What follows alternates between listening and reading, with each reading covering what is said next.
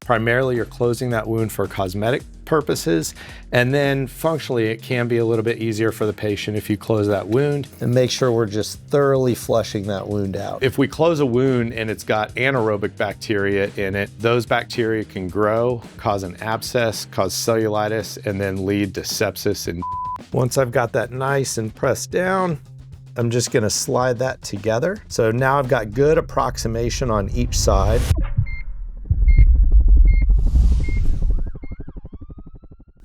So now what we're gonna do is close this up using suture technique.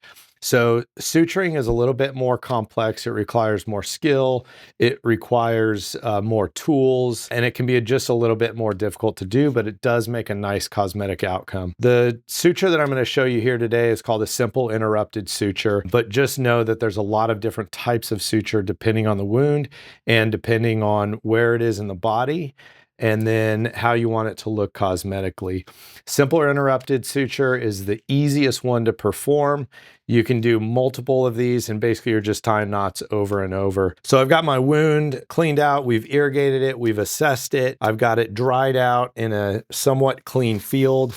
Again, this is not necessarily a sterile procedure, so you can use clean gloves, and that's in some of the guidelines that we discussed below. But I do want to keep my field as clean as possible.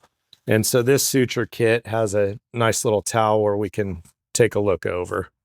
I've got my wound all cleaned out. Now I'm ready to get my needle drivers. I'm gonna grab this about a third of the way down that needle. So before I suture, what I wanna do is make sure that all these edges line up really nicely. So what I like to do is just bring that together with my fingers until it looks good. And then I'll just make a mark on either side. And that way I know as I suture, when those come together, that's kind of my middle line so I don't get any dog ears. So I'm using silk suture today, which is less than ideal for skin, but it shows up well on camera, so we'll go ahead and do that. So what I want to do is grab the tissue. I'm going to start in the middle. I'm going to grab the tissue and I want to come down 90 degrees. The way that this is designed is you're going to turn, and as you turn it cuts. So we're going to go straight down into the skin. And this is pig skin, so it's a little tougher. And then we're going to come out at another 90-degree angle. And then I use my line right here, and I'm going to come in.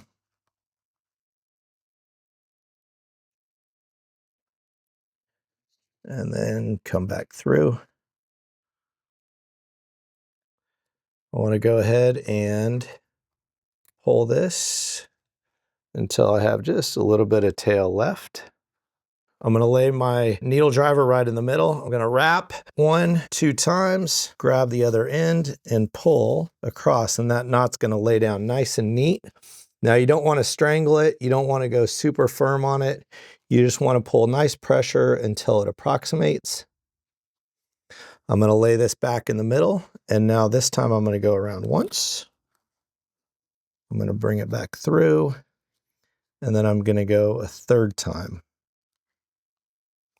Now I've got my suture right in the middle, and I want to leave just a little bit of a tail. So as I remove it, it's a little bit easier. So now I've got the first suture in, and then I'm just going to repeat. So we'll post the times that you should keep sutures in and when to remove. It depends on which portion of the body. But to remove it, all I'm going to do is I'm going to grab a firm hold on the knot portion. Then on the other side, I'm going to slip my scissors underneath, cut, and then pull out, and that sutures out. And I just repeat as I go.